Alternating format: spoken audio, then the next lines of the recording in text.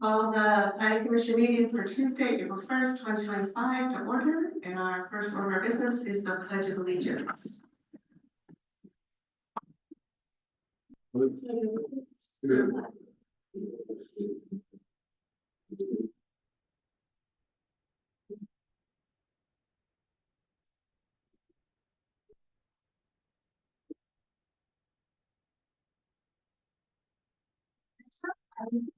Our welcome and introductions.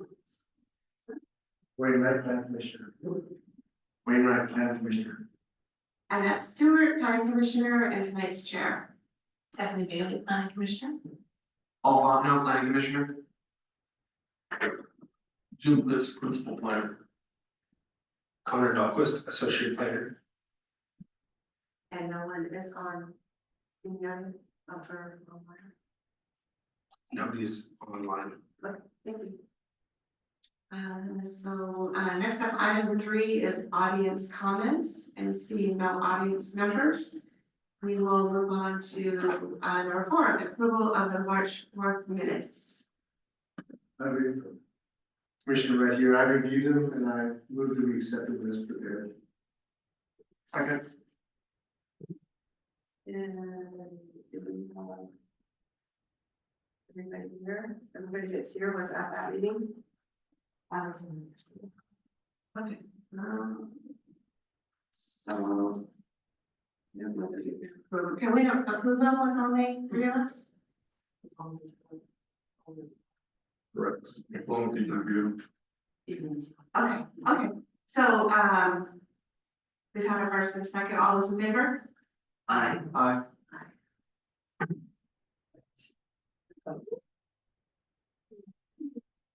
To our business items, item number 5. A is a discussion on the 2025 comprehensive plan amendment. Tonight, we'll be discussing the proposed amendments to the city's comprehensive plan for the 2025 update cycle. As required by Georgia Municipal Code 20.04.070. Planning Commission must provide a recommendation to the City Council before June 30th, 2025. At the February meeting, at the March meeting, we introduced the 2025 comprehensive plan amendment docket, which was approved by the City Council at their March 11 meeting. The 2025 amendment cycle includes 2 city-initiated text amendments and 3 applicant-initiated amendments, 1 text and 2 map amendments. I'll briefly summarize each and then highlight some considerations. As far as the city-initiated amendments, the first one is Sherman Avenue Stormwater Park Master Plan. The city purchased a 30-acre property at the south end of Sherman Avenue near SR 16 and Sedgwick, a regional stormwater facility and neighborhood park a few years ago. The goal is to improve stormwater management, reduce flooding, and provide public green space. Staff has started a public outreach process to gain insight on public's desires for improvements of the park. In late February, the project steering committee met to discuss the survey results associated with public outreach. The steering committee will meet again later this month for a site visit and then reconvene in May. Plan is still in development and will likely be finalized in 2025, but it may be a little bit later. However, it's staff's intent to bring the plan before the planning commission for discussion. To prepare for its adoption, the city proposes adding it to Appendix B, plans adopted by reference in the comprehensive plan. The second amendment is an amendment to the capital facilities element. This revision was noted by the city in the city initiated amendments, but was also noted by the public, resulting in 2 applications addressing the same item. This item identifies the same necessary corrections to ensure accurate cost projections. The amendment corrects an error in the water expenditures table, which previously misallocated costs between 2 water infrastructure projects. This correction ensures accurate financial planning and aligns with the city's water system plan. Third item is the transportation improvement program. We update this annually. The TIP is updated annually to reflect the city's evolving transportation priorities, where we move completed projects off of the 6-year TIP, and then projects that may be in tier 2 are moved into the 6-year window.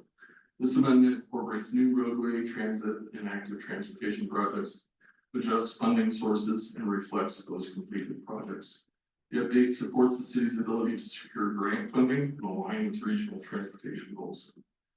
As far as applicant initiated amendments, the first one was a map amendment, which has been withdrawn by the applicant.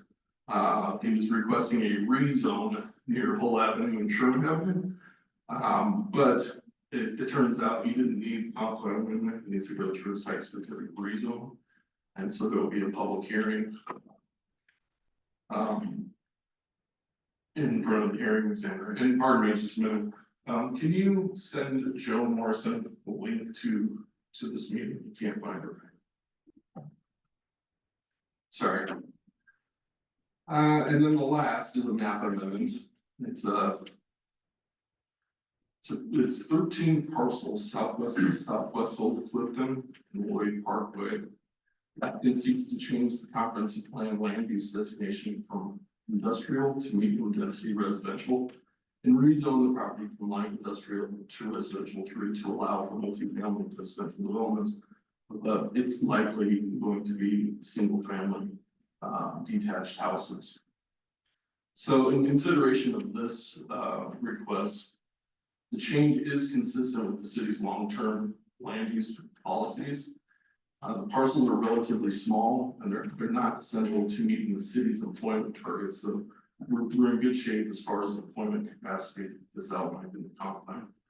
The site has some steep slopes and a stream that kind of traverses the southeast side of the properties. That makes industrial development challenging. Residential uses are likely much more feasible there. As far as infrastructure capacity, the city is required to do an analysis of our ability to serve the parcel with water, sewer, and transportation. The city's determined that there is adequate water, sewer, and transportation capacity in those systems. Future development, however, will still need to go through the concurrency process to reserve that capacity. The planning commission is asked to review these proposals and consider whether they align with the city's land use goals and infrastructure capacity and planning. Staff intends to provide notice for a public hearing on the proposed comprehensive plan amendments for the planning commission's main meeting. And at that meeting, we are hopeful that the planning commission will make a recommendation to the city council regarding the amendments. Thank you. Any questions?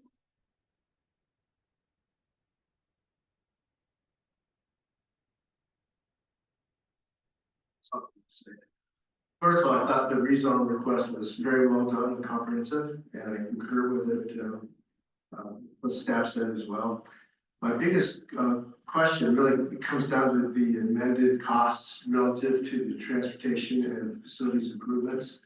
I don't see a lot of the funding sources identified in these tables. There's one of the tables says loans, or I couldn't quite make out what the P and S stood for funding status, but is there a funding plan for these? That's quite a long projection. I know it's 2044, so. Yeah, so the tier 2 really, I mean, you've seen cost adjustments there. The funding hasn't been secured. A lot of the projects in first tier and 6-year tip, they either going to rely on grant funding. So there's federal money available and traffic impact fees and that sort of thing. And so most of those projects, there is funding for those that's been allocated. However, we're always seeking additional sources. And so some of those projects, while they're in the 6-year tip, the finances may not have been fully secured just yet. Okay, thank you. Appreciate that.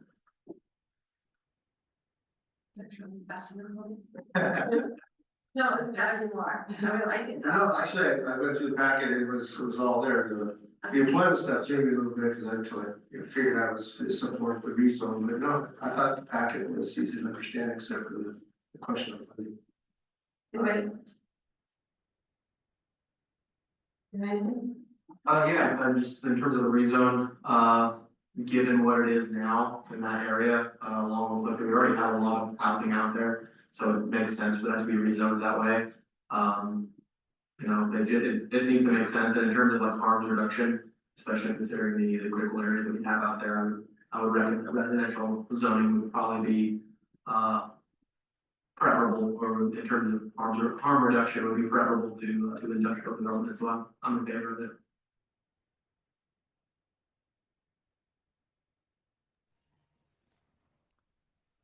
Hi, hi, everybody. I'm getting caught up a little bit. I was more concerned about this rezone than most people might think.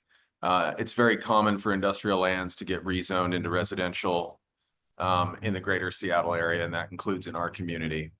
That said, after talking with Jim, a couple things became clear. One was that some of the topography in this area really prevented or made industrial development really difficult.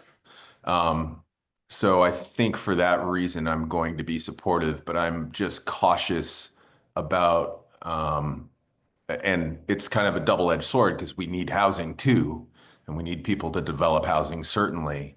We certainly don't have enough of it. But it's less known that we don't have enough industrial lands and buildings for employment in our community. So I'm cautiously supportive.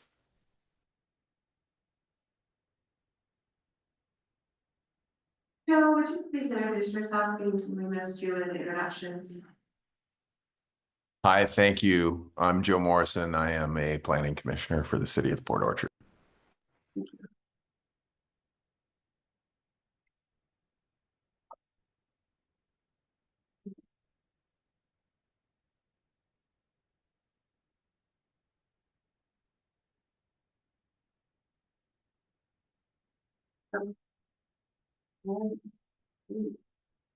Okay.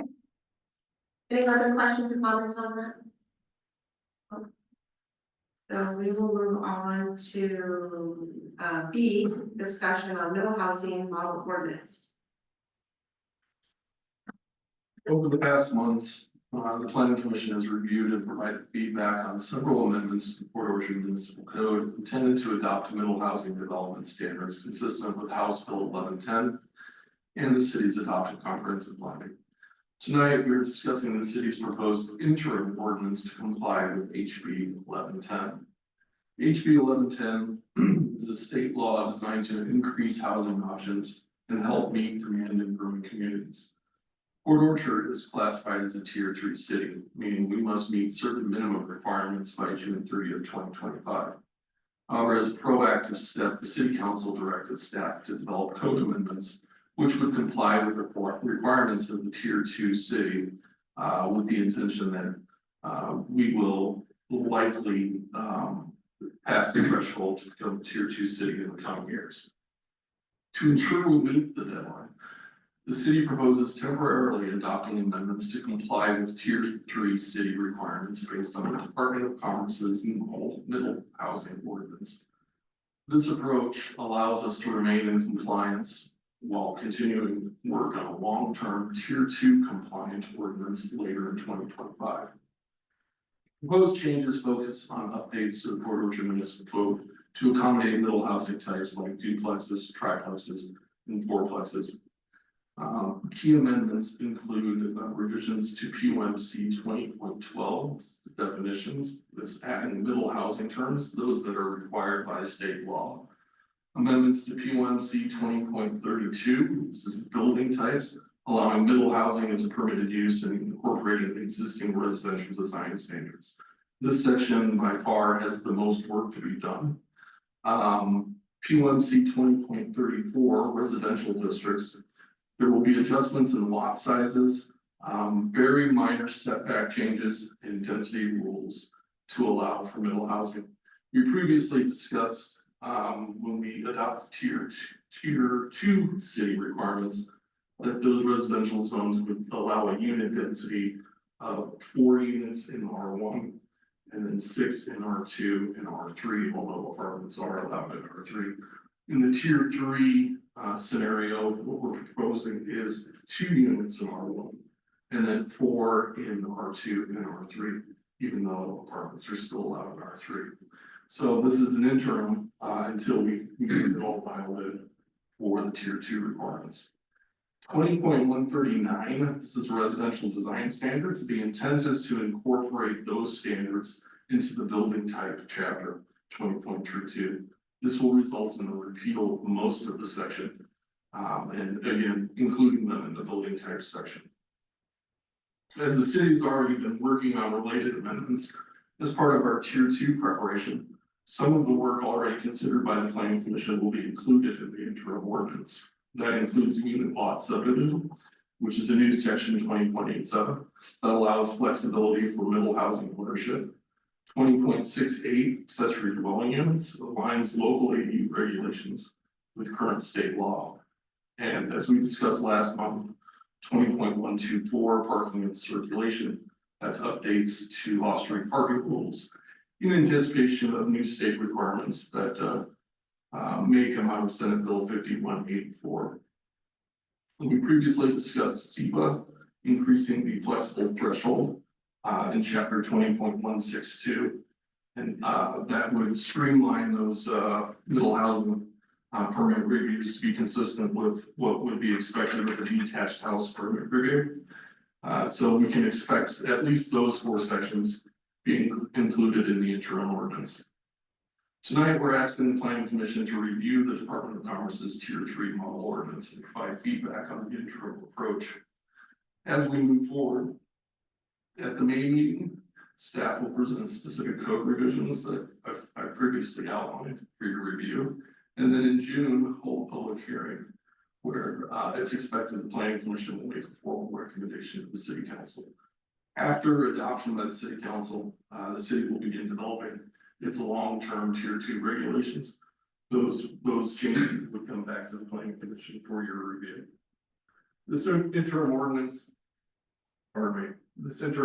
ensures Port Orchard meets state law requirements on time, while allowing us to take a thoughtful approach to the long-term regulations. We appreciate your input tonight, and we'll use your feedback to refine the ordinance before bringing a draft for review next month.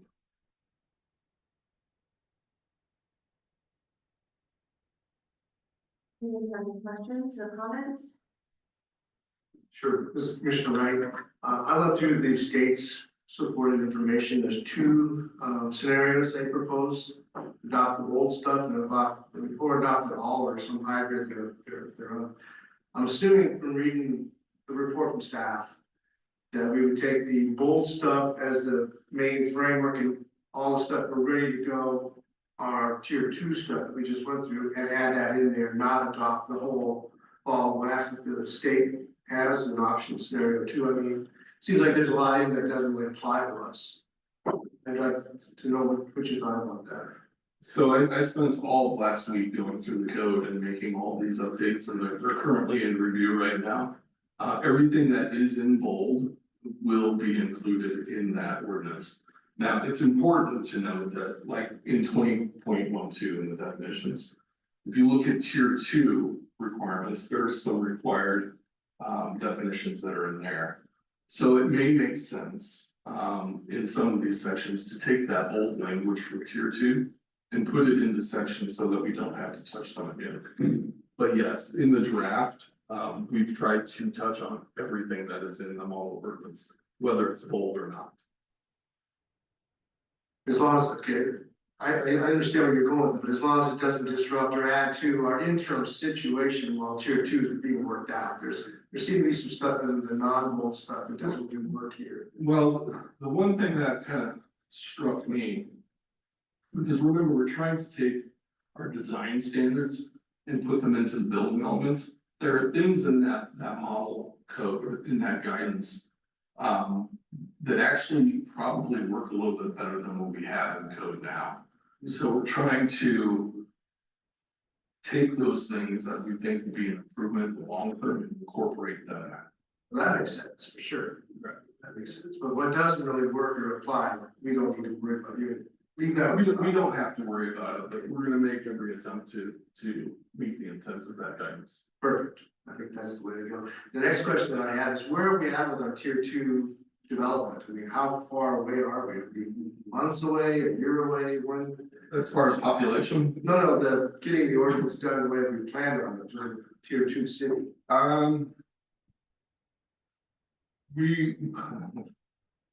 I'll say that in order for us to comply with state law, we need to get this done by June 30th. And it's gonna take a little bit more work to get it refined where we want it. So this interim approach allows kind of a stopgap or a bridge so that we can spend a little bit more time refining.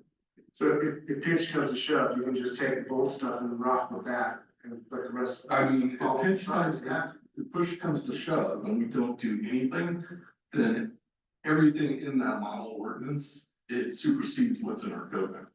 That's right. And that's something we want to avoid. Yes, exactly. So That's where it's kind of going with it. Thank you.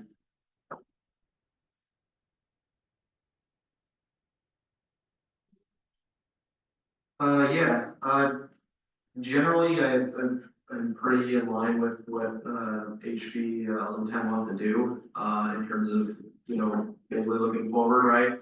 As we've seen with us being currently a tier 3 city, when moving up to a tier 2 city, we're gonna have this growth, whether we want it or not. It's, you know, that's just the march of progress, but we have to start thinking of growth in a different way, I think, than we have in the past, in terms of just simple expansion, simple, you know, annexation of different areas.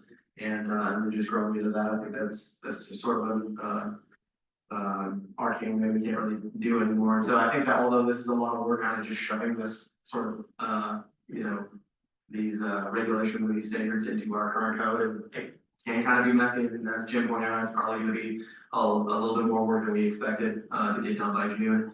I think it's a lot more worth it to look at meeting the requirements, not only of today, but meeting the requirements of several years from now, right? So we're not having to play catch up at our next, you know, comprehensive plan amendment, and having to, you know, adapt to conditions that have arrived in that interim time. I think it's smarter to be laying the groundwork for that to come about.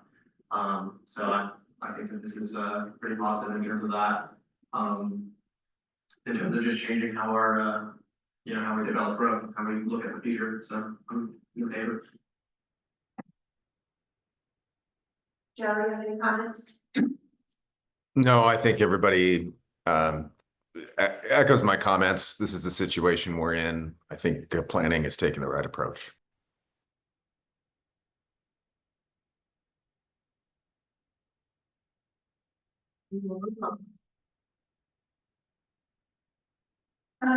Next up, we have discussion on the unit lot subdivision. Okay, so this is one of those items I was talking about that the planning commission has already looked at. Since its initial presentation in February, we've made a few changes to the unit lot subdivision ordinance, POMC 2027. They're relatively minor. These revisions aim to improve clarity and strengthen the proposed regulations. So since February, we've made some clarification on parent lot requirements.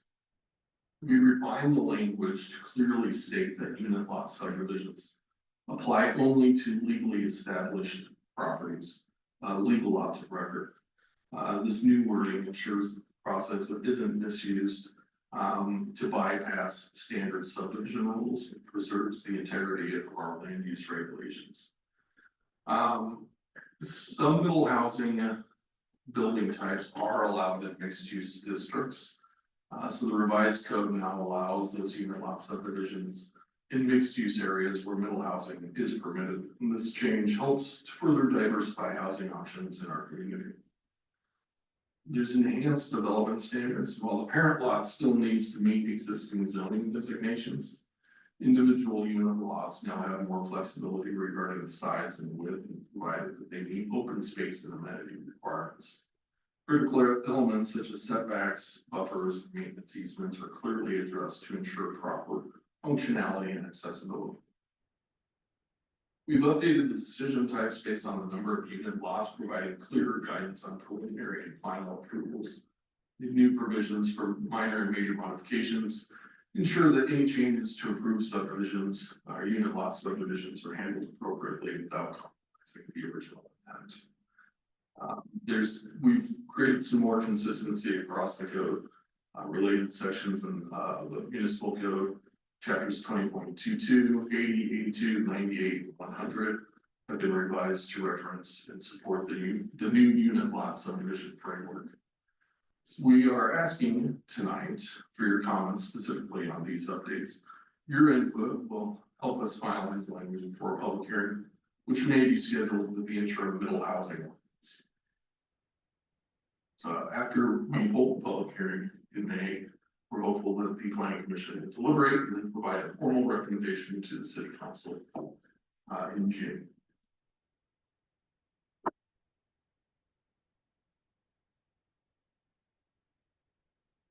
Any questions or comments?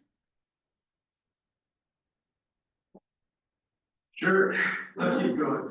I didn't know, they look fine. I mean, they were fairly minor. You didn't change any of the intent of what we already talked about, tighten it up, but I thought you did a good job. I'm in favor of the changes.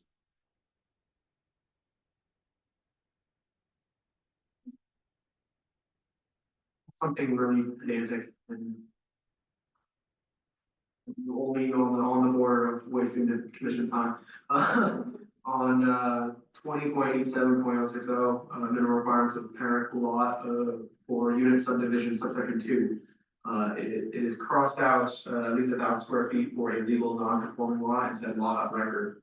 What do we mean by lot of record? What is? So that's the issue.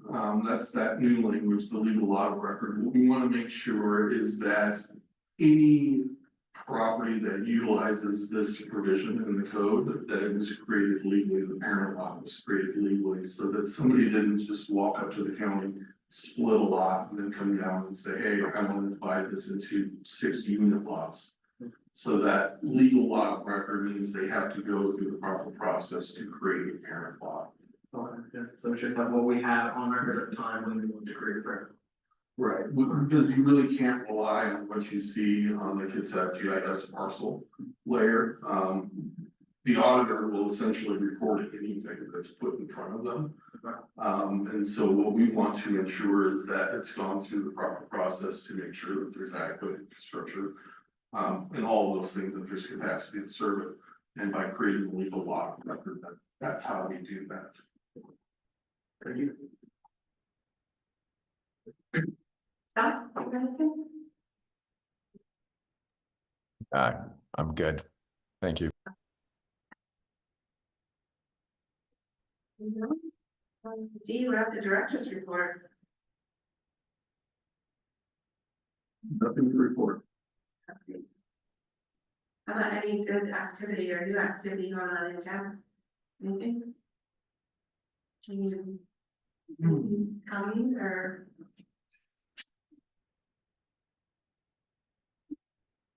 Two buildings that just tore down, what's going on? Board has not shared their plans with us just yet. Likely some redevelopment project in the future. What is it zoned for? I have to look at a zoning map. I don't recall off the top of my head, but my feeling is that it's likely, and I don't want to speculate. It's likely some mixed use district, but I just don't know off the top of my head. Okay.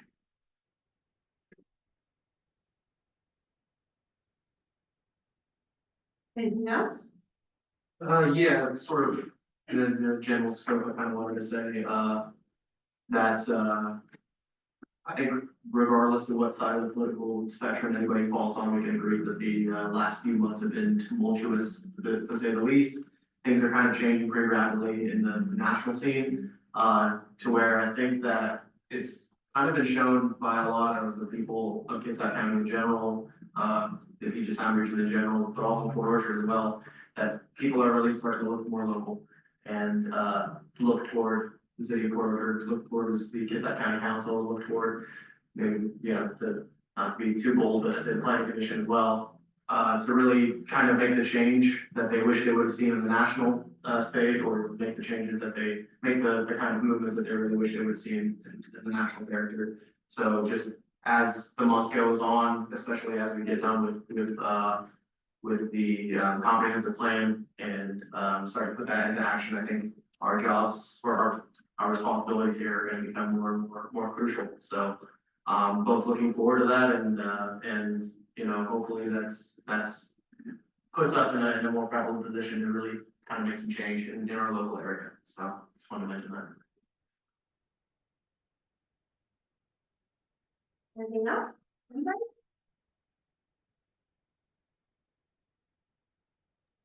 All right, I guess we're adjourned then. Have a good rest of your evening. Thanks, everybody. Thanks for your words, Paul. See you, folks.